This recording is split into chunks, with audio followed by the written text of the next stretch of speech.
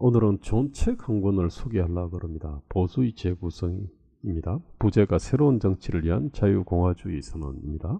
박영준 교수하고 권기동 박사의 공저로 이렇게 되어 있습니다. 며칠 전에 나왔어요. 아주 따끈따끈한 책인데, 플랫폼 자유와 공화의 공동의장이시고 박영준 교수는, 그리고 권기동 박사도 아주 주요한 어떤 역할을 갖다가 해오신 회원이고, 그래서 제가 이 책을 좀 정독을 했습니다. 이게 지금 정치 철학 책이죠, 사실. 그리고 정치 철학이 무슨 자유주의, 민주주의, 무슨 공화주의, 정의 뭐 이런 것을 얘기한 것이 아니라 그것들을 갖다가 포함해가지고, 그래서 대한민국을 어떻게 그 현실을 어떻게 진단하고, 그리고 어떻게 국가를 이렇게 그 개혁해 나갈 거냐, 이런 바 이제 그 국가 비전 전략서입니다. 이게 단순히 어떤 자유주의, 뭐 민주주의 철학을 갖다가 논한 건 아닙니다. 물론 그걸 갖다 깔고 있는데요.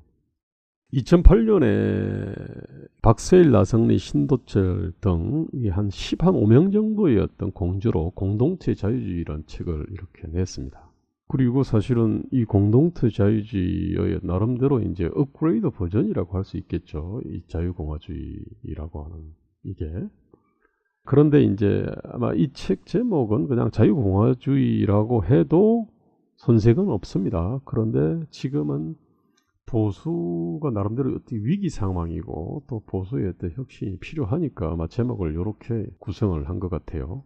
2007년에 저도 이제 진보와 보수를 넘어라고 하는 그 책, 그 다음에 2012년 초에는 2013년 이후라고 하는 책을 냈는데, 위상은 이 책들하고 사실은 똑같습니다. 그래서 저도 이제 이런 책들이 나오면은 참 나름대로 정독을 하는 편입니다. 공동체 자유주의는 이 쟁쟁한 어떤 필자들 한 14 내지 15명 정도가 이제 달라붙었는데, 이게 어떤 형태로든지 간에 이명박 박근혜 정부에 이분들이 참여한 분들이 많이 있어요. 그리고 나름대로 영향을 행사를 갖다가 한 건데, 어쨌든 이 책 내용이 어떤 것이 내용을 떠나 가지고 정권을 통해 가지고 9년 집권을 통해서 이게 어느 정도 뭐 구현됐거나 구현하려고 하는 어떤 시도들이 있었는데, 지금 우리가 이제 정책,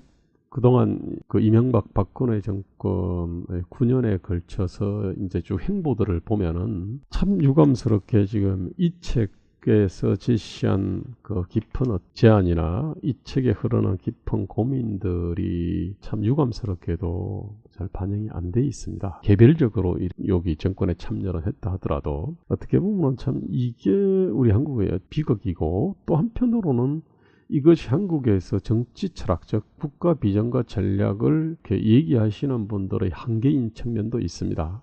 농부가 이렇게 좋은 씨를 뿌리지 못한 건지, 아니면은 뭐 우리 어떤 정치적 토양이 너무나 황폐해서 그런지, 아마 뭐 둘 다겠지만은 어쨌든 공동체 자유주의라고 하는 거는 이명박 박근혜 정권 그 기간 동안에 제대로 꽃을 피우지를 못했습니다. 사실은 보수의 어떤 재구성이라고 하는 거는 이것도 나름대로 이제 결국은 정권을 통해 가지고 이제 이렇게 실현을 갖다가 해야 되겠죠. 이게 또 그런 생각 갖고 아마 책을 쓰셨을 텐데, 이 책의 주요 구성을 좀 보면은 앞에 머리말 있고 당연히 서론이 좀 있어요. 근데 서론이 좀 깁니다. 서론이 한국 현실에 대한 진단이거든요. 제목이 뭐냐면은 진보의 철학 부재 일장, 그 서론 1장입니다. 서론 2장이 보수의 경험의 과잉과 철학의 과소, 둘 다 결국은 뭐 철학 부재, 철학 과소 뭐 얘기를 합니다. 이게. 그 다음에 이제 보수의 새로운 가치 정립을 위하여, 이게 이제 서론 내용인데 중요한 내용입니다. 그 다음에 이제 1부, 2부, 3부가 있는데, 그때 더 재미난 거는 자유공화주의 선언이라는 것이 있습니다. 1부는 뭐 보수는 어떻게 자유와 결합했나, 2부는 자유공화주의 미덕들, 3부는 보수의 재구성이고, 이 보수의 재구성에 이제 정책이 쭉 들어가 있는데, 주요 정책이 교육, 그 다음에 젠더 정책입니다. 양성평등 정책이고, 그 다음에 가족 관련된 정책입니다. 그 다음에 이제 외교관과 통일관이 있고, 그 다음에 정부, 큰 정부, 작은 정부 프레임 벗어나자, 요 얘기가 좀 있어요. 그 다음에 이제 요 결론의 자유공화주의 선언인데, 이거는 플랫폼 자유와 공화의 같이 선언하고 내용이 거의 같습니다. 근데 여기에 대해 가지고 이제 상선 해설을 갖다 붙였는데, 일종의 매니페스토 같은 것이 되는 겁니다, 이게. 여기 이제 제목이 보면은 보수의 재구성인데, 저는 그동안 살면서 스스로를 갖다가 보수니 이런 보수라는 말로서 제 정치적 정체성을 표현해 본 적은 없습니다. 그런데 보수의 철학과 가치를 대단히 존중하고, 그리고 지금의 워낙 시대착오적인 어떤 진보의 가치와 철학이 대한민국을 그야말로 지체, 서행, 퇴행으로 이제 이끌어 나가는 상황이다 보니까 보수의 가치가 이렇게 재조명되고 업그레이드 되고 다듬어지는 것에 대해 가지고 저는 아주 정말 이게 시대적 요구다 생각을 합니다. 근데 이제 이름 자체에 대해서는 참 거시기하죠, 이게. 사실은 여기 박형준 교수도 머리말에서도 그렇게 썼네요. 보수라는 용어는 구식, 낡음, 과거를 연상시킨다. 그리고 한자 자체가 이제 지킬 보고 지킬 수니까 이게 그러다 보니까 이제 변하지 않으려고 안간힘을 쓰는 이미지다 이런 겁니다 이게. 그래서 이제 정치적 용어 싸움에서는 이게 보수가 진보에 비해 가지고 상당히 이게 좀 불리하다 이런 얘기입니다. 진보는 어쨌든 앞으로 나아갈 거 아닙니까, 그죠? 그러니까 이제 이거는 항상 지키려고 그러고 이거 앞으로 나아가려고 하고, 그런데 지금 대한민국은 변화와 개혁의 요구가 얼마나 거셉니까? 그럼에도 불구하고 왜 보수라는 말을 썼나? 근데 이제 거기에 대해 가지고는 이렇게 얘기를 합니다. 어쨌든 여기 이제 그 33쪽, 34쪽에 있는 내용인데, 보수라는 말이 마음에 들든 들지 않든 현재 정치 지형에서 절반 가까이를 차지하는 세력과 국민들의 정체성을 대표하는 개념이라면 그 개념을 그대로 사용할 수밖에 없다. 하지만 그 보수 개념은 과거와는 다른 무언가를 의미한다. 그래서 완전히 새로운 것을 만들어내는 건 아니지만 역사의 축적물 또는 기억 속에 지켜야 할 것은 지키고 얼룩은 지우고 기울어진 것은 바로잡고 새로 부과해야 될 것은 추가해서 재구성해야 된다. 이런 얘기입니다, 이게. 그래서 이제 보수라는 별로 이미지가 좋지 않은 단어를 이렇게 쓴 것 같아요. 이게 제가 이제 이런 책들을 이제 보면 이 책은 그 우리 한국의 헌법적 가치들이 있지 않습니까? 자유, 민주, 공화, 정의, 평등, 행복, 이런 헌법적 가치들인데, 이 헌법적 가치들 하나하나가 이게 기본적으로 시중의 문명과 미국 연장인 미국의 문명에 그것이 못하지 않습니까, 이게. 그래서 그게 각각의 어떤 단어 하나하나에 깊은 어떤 역사적인 연원들이 있죠. 깊은 고민도 있고 논의도 있고요. 지금도 끊임없이 어떤 새로운 그 담론들이 이게 추가가 되죠. 이 자체도 진화를 하고 있고. 근데 이제 이 책은 바로 어떤 그런 핵심적인 헌법적 가치들에 대해 가지고 그 역사적 연원과 현재적 의미와 그 다음에 지금 현재 서구에서 이거를 진화 발전시키는 과정에서 나온 최신 담론들을 이 책이 잘 정리를 하고 있습니다.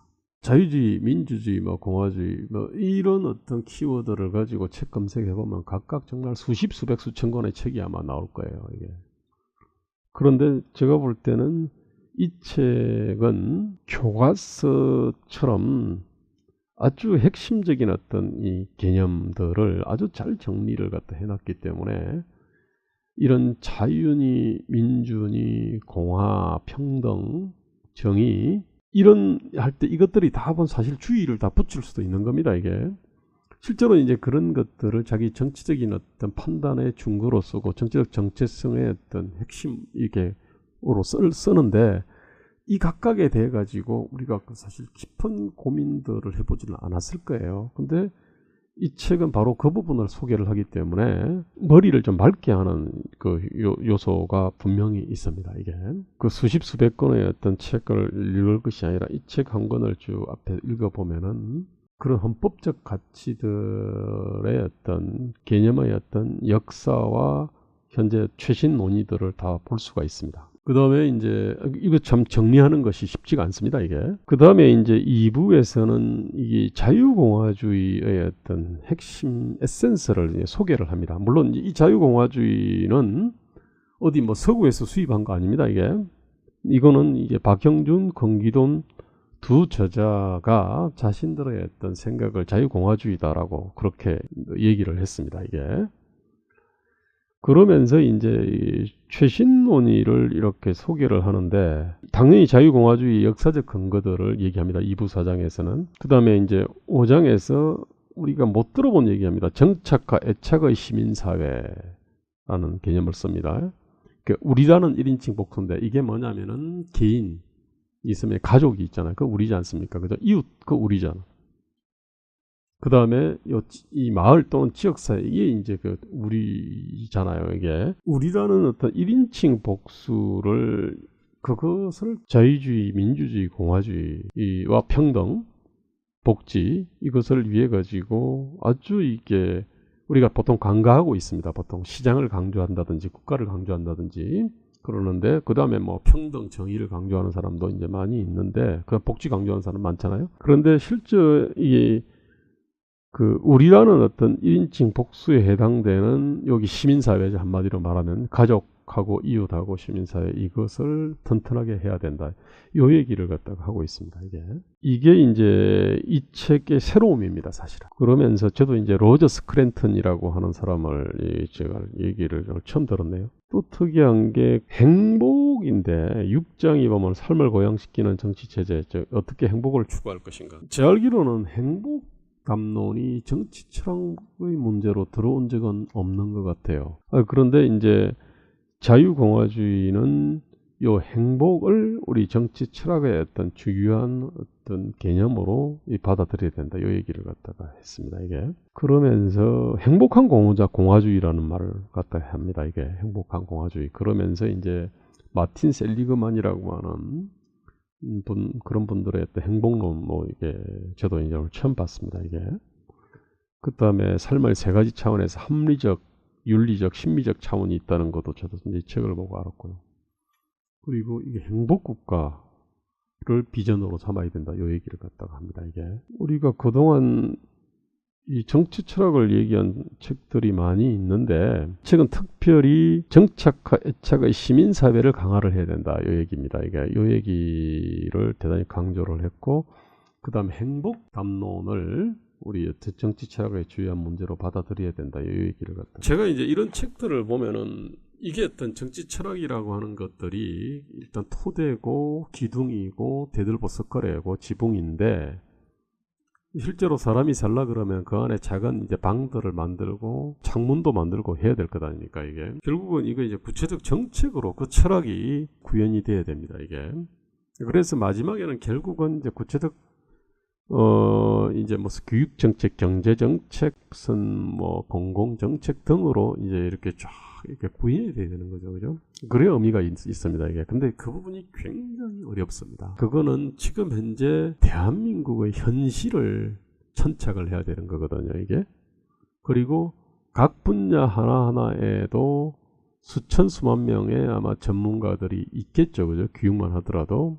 그럼 그 사람들의 어떤 현실 감각과 그분들의 어떤 지식과 지혜를 담아내야 됩니다, 이게. 그래서 이제 이 철학을 정책으로 사실은 구현하는 것이 종착점이지 않습니까?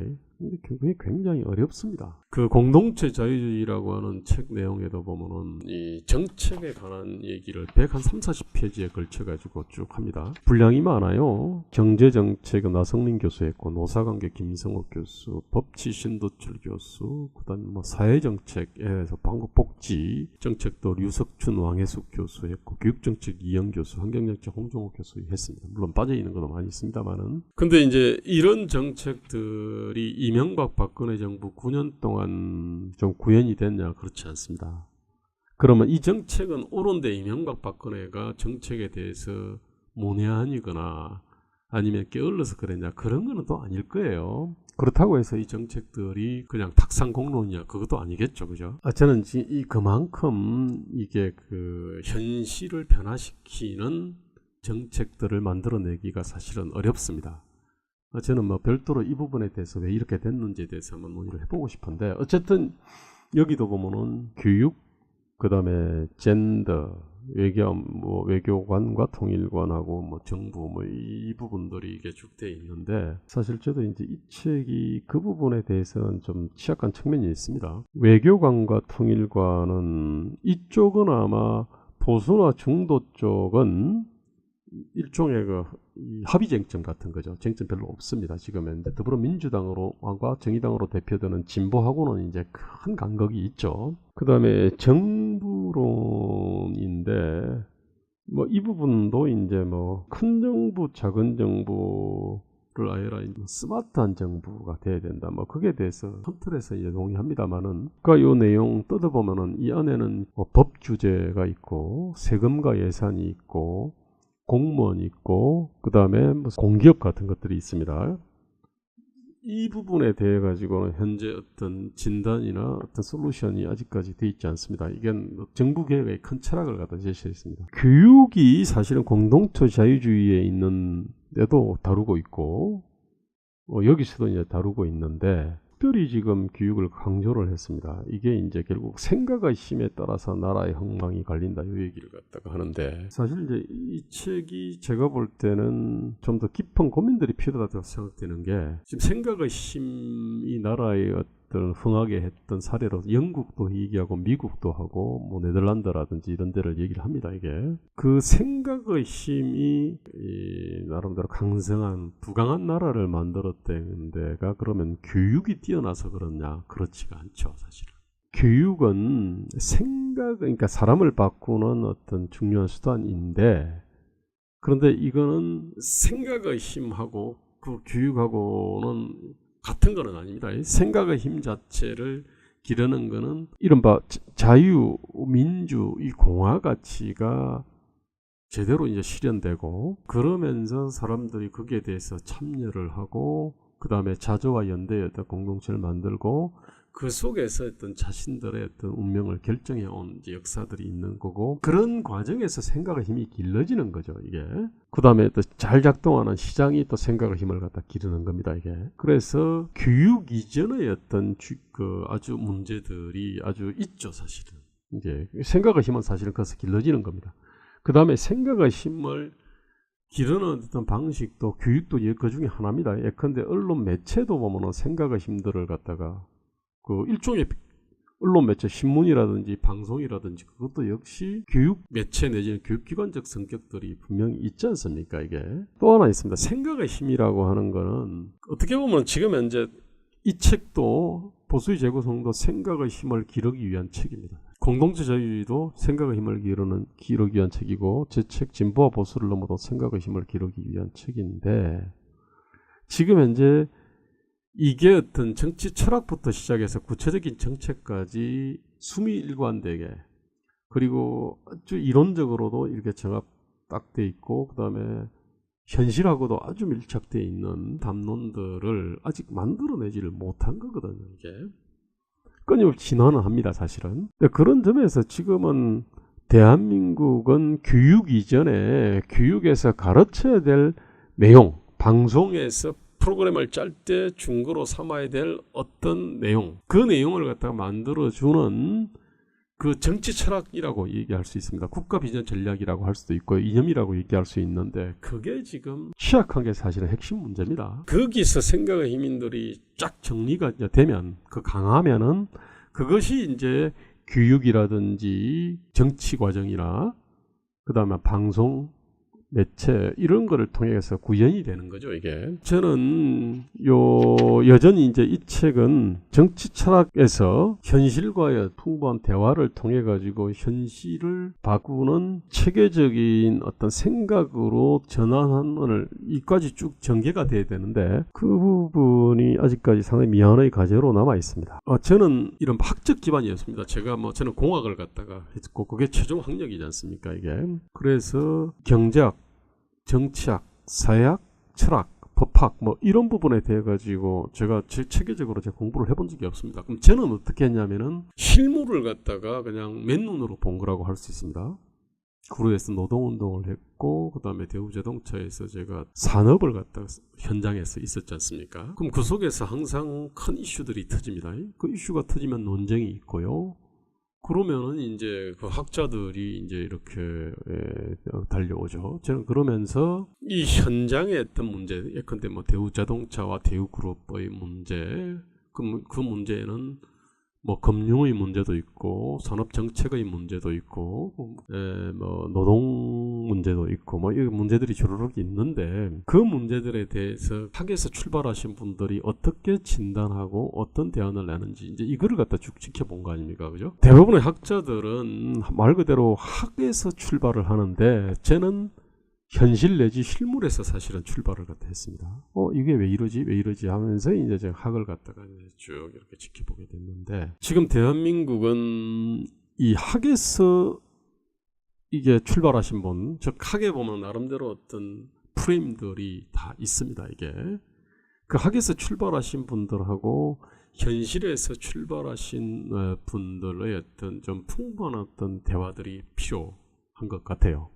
그 다음에 여전히 지금 우리가 종합을 하는 이론과 실물 또는 학과 실물을 그 다음에 각 전문 분야들을 갖다가 이렇게 종합하는 이 능력이 여전히 좀 취약한 것 같아요. 공동정 자유유지가 14명의 저자가 있는데 이게 지금 이제 2명의 저자로 줄었습니다. 결국에는 1명의 저자가 이 전체를 갖다가 소화를 갖다 해야 됩니다. 이게 그 다음에 여기에 있는 중요한 정책들도 교육정책을 비롯해가지고 많은 정책들이 요 철학하고 이게 들어맞아야 됩니다. 이게 그런 점에서 이 책은 여전히 진화 과정에 있는 책이라고 볼 수가 있습니다. 그런데 현재는 이 책이 우리 한국의 정치 철학의 좀 키를 갖다가 몇 센치는 키울 수 있는 아주 역사적인 어떤 의미가 있는 책으로 이게 보입니다.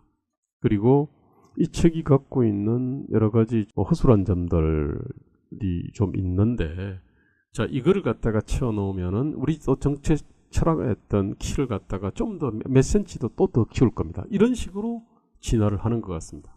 보수의 재구성은 현재 대한민국 국가 비전, 전략을 고민하시는 분들, 그리고 전체를 통할하는 이념을 고민하신 분들한테는 거의 교과서라고 할 만한 책이라고 생각합니다. 꼭 여러 사람들이 읽어보시면 좋을 것 같습니다. 감사합니다.